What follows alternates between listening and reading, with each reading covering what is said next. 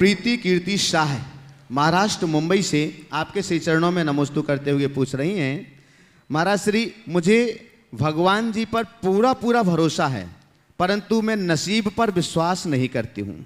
फिर भी हम बिना किसी का बुरा किए हर किसी की नज़र में बुरे हो जाते हैं। तो महाराज श्री, हम इसे क्या माने? प्रभु कृपा नहीं है या फिर नसीब को स्वीकार कर ही लूँ? देखिए, भगवान पर भरोसा है, नसीब को नहीं मानते और किसी का बुरा न करने पर भी बुरा माने जाते हैं। ये तीनों अलग अलग चीज़ें हैं, पर यदि एक ठीक हो तो सब ठीक हो जाए। मैं तो ये सवाल करता हूँ, यदि भगवान पर भरोसा है तो भगवान की वाणी पर भरोसा भी होना चाहिए। भगवान की वाणी पर भरोसा है तो कर्मोदय पर भी भरोसा होना चाहिए, और कर्मोदय पर भरोसा है तो नसीब पर भी भरोसा होना चाहिए। तो मुझे तो लगता है आपको तीनों पर ही भरोसा नहीं। अगर एक पर भरोसा हो तो तीनों पर भरोसा होगा। तो तीनों पर भरोसा के लिए पहले भगवान पर भरोसा रखो, यानी भगवान के स्वरूप को समझो और भगवान ने जो कहा है उस पर भरोसा रखो।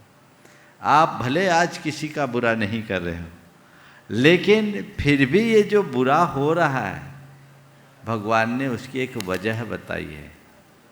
बहुत ध्यान से सुनना। आप बुरा नहीं कर रहे हो फिर भी बुरा हो रहा है, तो भगवान ने उसकी एक वजह बताई है। क्या है वो वजह?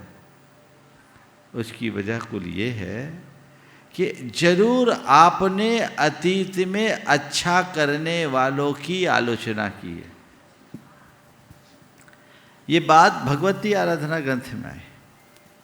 जो व्यक्ति दूसरों के अच्छे कार्यों की भी आलोचना करता है और अपने वाणी का दुरुपयोग करता है, उस व्यक्ति की स्थिति ऐसी बनती है कि अच्छा कर्म करने के बाद भी उसे सुयश नहीं मिलता।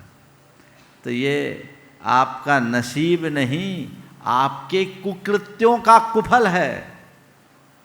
इसलिए ऐसी घड़ी में ऐसे लोगों को विचलित नहीं होना चाहिए, अपितु ये सोचना चाहिए कि मेरे कर्म इतने खोटे हैं कि अच्छा करने पर बुराई मिल रही है, अच्छा ना करूं तो फांसी लगेगी।